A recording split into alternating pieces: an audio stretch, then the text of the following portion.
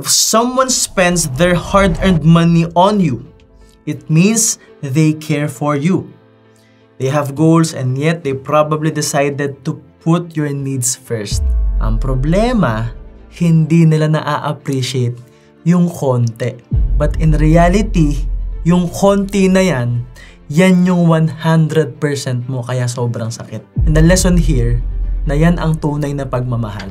Na-realize ko sa buhay ko na kapag marami ka palang pera, madali talagang magbigay eh. That's the value of money, right? That we can spoil our family. That we can make them experience the life that they deserve. Pero bago tayo makarating sa level na yan, dadaan tayo sa struggle. Dadaan tayo sa level na sagad tayo. At dadating sa point na konting-konti na lang yung perang meron ka. Pero dahil mahal mo yung mga tao sa paligid mo, ito todo mo para sa kanila.